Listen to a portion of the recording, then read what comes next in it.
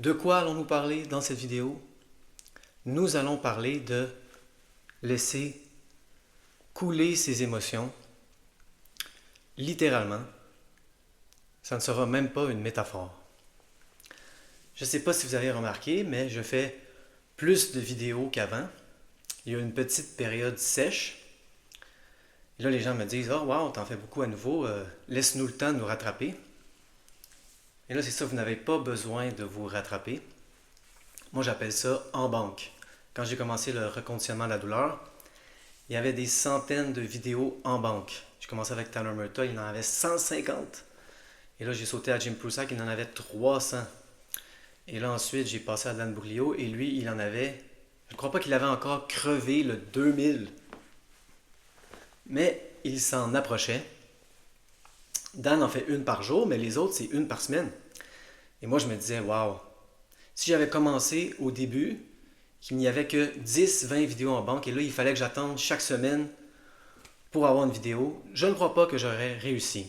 Comme je le dis fréquemment, il y a une période où je regardais 7 vidéos par jour.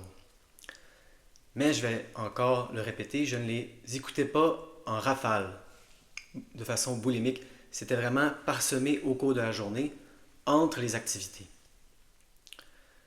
Et au début, je les regardais toutes en ordre chronologique. Mais là, évidemment, j'en ai repéré quelques-unes qui sont devenues mes préférées. Et je les utilisais dans des moments stratégiques. Une fois, je revenais chez nous. Ah oui, je sais, je vais regarder celle-là. Là, je la regardais. Ah oui, c'est vrai. C'est vrai. Ça prend du temps. Donc, c'est ça. Il y a eu une période sèche parce que je faisais un cours. Et là, j'ai fini mon deuxième examen et je me suis dit, je vais faire un rush de vidéos. Je vais faire un rush de rencontres Messenger. J'ai rencontré plusieurs personnes récemment. Et je n'ai même pas eu le temps de faire ce que j'aime faire, c'est-à-dire la vidéo d'après la rencontre. Mais j'ai fait une vidéo pour une des rencontres que je n'ai pas publiée. Et vous vous dites, quoi? Quoi? Il y a des vidéos que tu ne publies pas? En effet, oui, non, il y a des vidéos que je ne publie pas. Elles duraient 45 minutes et j'ai réalisé qu'il y avait deux sujets que je pouvais séparer pour rendre ça plus court. Donc, je ne publie pas toutes les vidéos. Mais là, un des thèmes qui était très important, il y a eu des développements avec une autre personne et donc je vais fusionner deux rencontres ensemble et je crois que la vidéo va être encore plus complète, intéressante. Il ne s'éparpillera pas autant que celle que je n'ai pas publiée. Donc, phénomène intéressant. Souvent, quand j'ai des rencontres avec les gens, ils m'avertissent d'avance lorsqu'ils vont parler des symptômes. Si je t'avertis, là, je vais parler des symptômes. C'est oui, oui, c'est correct. Parlez des symptômes. Parlez-moi de ce que vous voulez. Vous pouvez me parler des symptômes pendant 2 heures. Des fois, ça dure 2 heures. Des fois, ça dure plus de 2 heures. Quelquefois, même avec des gens, j'ai déjà crevé le 3 heures. Ça prend le temps que ça prend. 1 heure, je ne sais pas comment ils font. 1 heure. On commence, on se réchauffe à peine après 1 heure, j'ai l'impression. Ça prend le temps que ça prend. C'est pour ça aussi que les vidéos sont de plus en plus longues. Parce que plus c'est long, plus il y a de nuances. Et moi, je trouve la nuance très importante.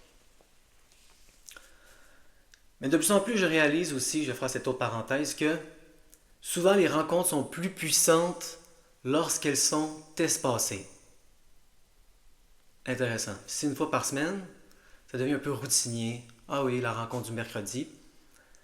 Quand c'est plus espacé, plus aléatoire, plus puissant. Donc, tirez-en les conclusions que vous voulez, c'est mon impression. Et en ce moment, c'est ça, j'expérimente, je tâtonne. On va en parler dans une vidéo bientôt.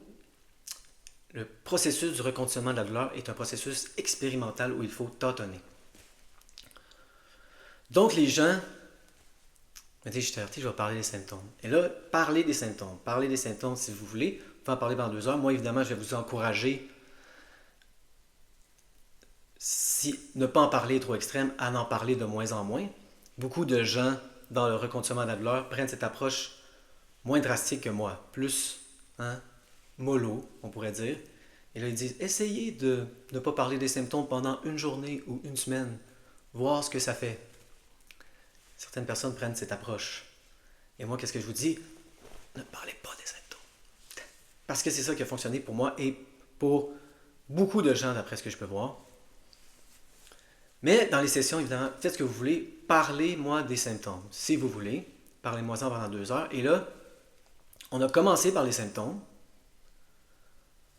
On va adresser son problème dans une autre vidéo, quand on a la difficulté à différencier entre le neuroplastique et le structurel.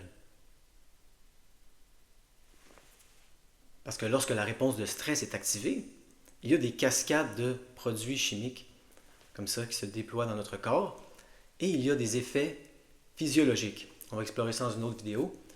Mais celle-ci, je voulais vraiment mettre l'emphase sur les émotions. Ça va être une vidéo sur les émotions. Donc, on va commencer avec les symptômes dans la première rencontre des deux que je vais fusionner. Mais on a pivoté du structurel vers l'émotionnel, du physique vers le psychologique. Et là, ce qui est remonté, c'est que cette personne était très triste. Je suis triste. Je suis extrêmement triste en ce moment. Et là, la personne s'est mise à pleurer. Ça, c'est toujours émouvant pour moi. Je commence à faire ça, les rencontres. Et j'ai toujours eu une facilité à sentir les émotions des autres. Certains voient ça comme un avantage. J'ai souvent vu ça comme un désavantage. Une des raisons, parmi tant d'autres, pour lesquelles je me suis isolé. Je suis facilement, avant j'aurais dit envahi par les émotions des autres, mais là de plus en plus je travaille avec ça. Je travaille avec mes propres émotions. Je me sentais envahi par mes propres émotions. Je ne me sens plus envahi par mes propres émotions. Hein? C'est des émotions, ce n'est pas dangereux. Et là, j'apprends avec les émotions des autres aussi. Enfin, le même processus. Donc, cette personne s'est mise à pleurer. Et là, elle a eu un geste extrêmement révélateur que je veux explorer. Elle se met à pleurer comme ça. Je ne sais pas si je suis pas un bon acteur, je ne peux pas simuler. Elle se met à pleurer comme ça. Elle a dit excuse-moi. Et donc, elle s'est excusée pour avoir une grosse émotion. C'est rare qu'on s'excuse de notre joie. Ah, excuse ma joie. Hein? C'est souvent ces émotions que dans notre société on considère comme négatives. Il y a des émotions qui sont considérées comme impolies. Et là, c'est ça, on s'excuse. Ah, je m'excuse. C'est impoli. Avoir de la grosse tristesse, surtout la colère, en public. Mais là, nous n'étions pas en public. Hein? Nous étions dans une session de reconditionnement de la douleur. Et s'il y a un endroit où on peut bien pleurer et ressentir ses émotions, c'est bien une session de reconditionnement de la douleur. Mais même là, le mécanisme de dire « excuse-moi », c'est vraiment de créer l'espace le plus ouvert pour les gens possible. Mais même là, « excuse-moi ». Et ça, c'est très révélateur de notre relation avec nos émotions. À quel point on les laisse couler comme ça. L'émotion a remonté, mais il y a eu une suppression, une répression. Pour moi, je ne vais pas faire la distinction dans cette vidéo entre suppression et répression. On va explorer ça dans une autre vidéo. Conscient, subconscient, supposément. La ligne est mince parfois. Ce qu'on va explorer, c'est que pour moi, ce n'est pas noir ou blanc. Ce n'est pas comme si on laisse l'émotion remonter ou on supprime, réprime. C'est des degrés. Et donc, l'émotion est remontée un peu, mais il y a eu des degrés de suppression. Excuse-moi. C'est dans le chemin. C'était comme dans le chemin de la conversation. Et vos émotions, c'est le message de cette vidéo, ne sont pas dans le chemin. Ça me vient comme ça à l'esprit, un peu quétaine, mais allons-y quand même. Les émotions sont le chemin. C'est le chemin du reconditionnement de la douleur. Il faut ressentir ces émotions le plus possible. C'est un travail, ça ne se fait pas du jour au lendemain. De notre habitude à supprimer, réprimer, à l'expression totale, ouverte, sans gêne, sans excuse de nos émotions. mais c'est un aspect qu'il faut vraiment travailler. Donc, on laisse nos émotions s'exprimer. Et dans la première rencontre, après, avec le recul, je me suis dit, j'aurais dû mettre plus d'emphase, comme ils font dans Emotional Awareness and Expression Therapy. C'est une modalité du reconditionnement de la douleur. J'aurais dû lui dire, non, c'est ça, sens ta gorge se nouer. Sens ce qui se passe dans ton estomac. Sens tes larmes couler sur tes joues. Sens tes yeux se mouiller. Je ne l'ai pas fait. Je manque un peu d'expérience des fois. J'expérimente, je tâtonne. Et ensuite, j'ai eu une autre session avec une autre personne. Et elle aussi, un peu la même relation. Je vais parler des symptômes, c'est correct. Et elle aussi, elle s'est mise à pleurer. Beaucoup de tristesse, évidemment, avec la douleur chronique. Beaucoup de tristesse en général. C'est une émotion humaine, très fréquente. Et là, elle s'est mise à pleurer. Et elle, ce qu'elle faisait, c'est qu'elle pleurait, mais au lieu d'aller dedans, et là, de le sentir, peut-être pas à 100%, mais le plus possible, elle continuait de parler par-dessus. Si vous voyez ce que je veux dire, elle pleurait. Elle dit, oh non, dans une session de reconditionnement de la douleur, il faut parler, il faut avancer la conversation. Et elle continuait de parler, elle parlait par-dessus les larmes, par-dessus les pleurs, par-dessus la tristesse, au lieu d'aller dedans. Je pense que cette fois-là, on a continué, mais là, elle a repleuré. Et là, je lui ai dit, non, c'est ça, non, vraiment, va dans ta gorge nouée. Va dans ton estomac. Va dans tes yeux qui se mouillent de plus en plus. Mais elle avait vraiment comme une larme vraiment visible, comme ça, qui coulait. Et elle me le montrait. Et elle m'a dit, c'est ça, j'ai de la difficulté. À la fin de la session, je lui ai demandé, mon impression, c'est ça, c'est que tu avais de la tristesse, mais que tu avais de la difficulté à vraiment aller dedans, et tu te servais de la conversation, comme ça, de parler, pour rester à la surface et ne pas y aller. Elle a dit, oui, c'est ça que j'ai fait. Et elle m'a dit, c'est parce que je ne veux pas aller trop profond dans ma tristesse. Parce que des fois, je pleure longtemps, et lorsque j'y vais, mes symptômes s'activent. C'est ça qu'elle m'a dit. Et ça, de plus en plus, je vais vous inviter à ne plus voir ça comme un problème. Activer les symptômes. Donc, on a de la difficulté à marcher. On ne peut marcher que 20 minutes, et là, après 25 minutes, les symptômes sont activés. Qu'est-ce qu'on fait? On marche 20 minutes, on marche 25 minutes, on active les symptômes, et là, on apprend à bien réagir avec les symptômes. Et là, on marche une demi-heure. C'est la même chose avec nos émotions. Quand on est alité, on ne saute pas du lit à la course à pied, et avec nos émotions, c'est la même chose. Je ne vous dis pas, là, sautez au plus profond de votre tristesse d'un coup. Ça serait fou. Ce n'est pas ça qu'il faut faire.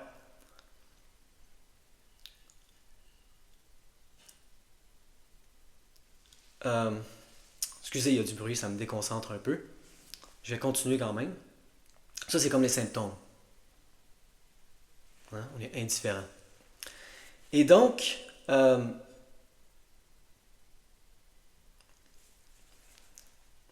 lorsqu'on marche de plus en plus, on apprend à réagir, à bien réagir lorsqu'on déclenche des symptômes. Et c'est la même chose avec notre tristesse. On ne plonge pas au fond de notre tristesse d'un coup. On s'expose peu à peu. On fait l'exposition graduelle à nos émotions. Très important. Il y a beaucoup de contradictions dans le reconditionnement de la douleur, des nuances. Ils sont rarement d'accord sur tout, mais lorsque tout le monde est d'accord, profitons-en. Et ça, c'est un point sur lequel tout le monde est d'accord. Dans le reconditionnement de la douleur, il faut déclencher des symptômes. Le seul débat, c'est sur le degré de symptômes à déclencher. Certaines personnes vont vous dire, ne déclenchez pas des 8 et des 9, c'est trop. Et là, d'autres personnes, ça va être Alan Gordon par exemple, d'autres personnes comme Jim Prusak vont vous dire non, à un moment donné, sautez dans la piscine, sautez dans l'eau, D8, D9, c'est pas grave. Et donc ça, on peut voir ça comme une contradiction ou un débat. Mais ça, c'est une question, un débat sur les degrés d'activation. Je n'ai jamais entendu personne de crédible dans le reconditionnement de la douleur qui vous disait il ne faut pas activer les symptômes. C'est ça le reconditionnement. Il faut activer les symptômes. Donc on marche de plus en plus, et de plus en plus, on plonge dans notre tristesse, dans notre colère, peu importe l'émotion négative, l'émotion pour laquelle il faut s'excuser, l'émotion qu'on ne veut pas ressentir, qui déclenche les symptômes. C'est vraiment un aspect très important. Donc, on sent nos émotions. S'il faut, on arrête de parler. Et on prend le temps de ressentir.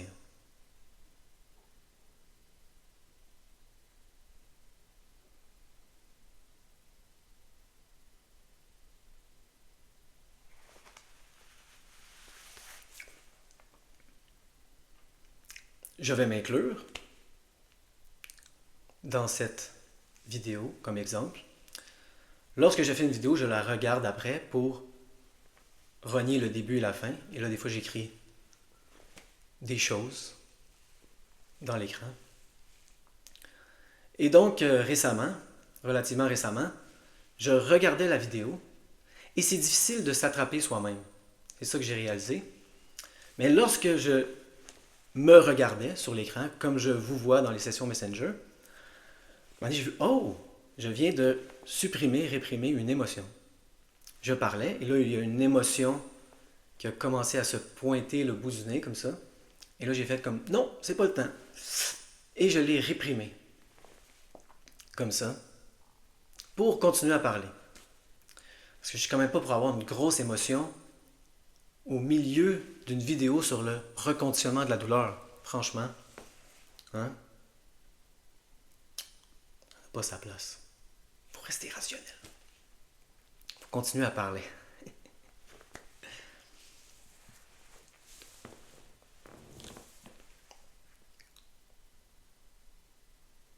Donc j'espère que cette vidéo a été utile.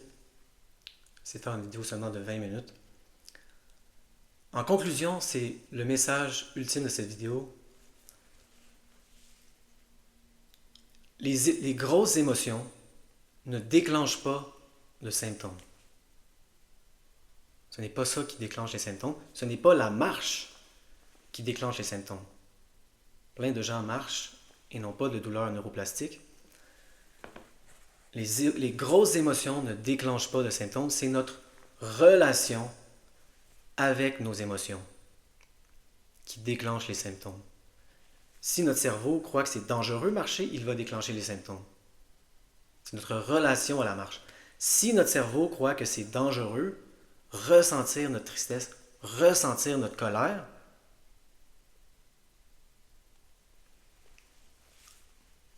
il va déclencher les symptômes.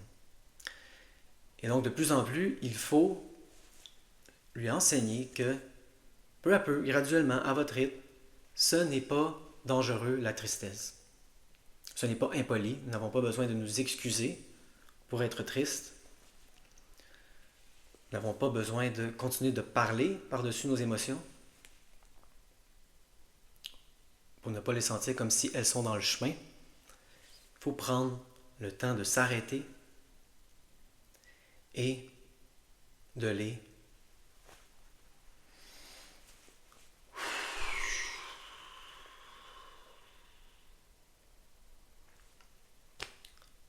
ressentir.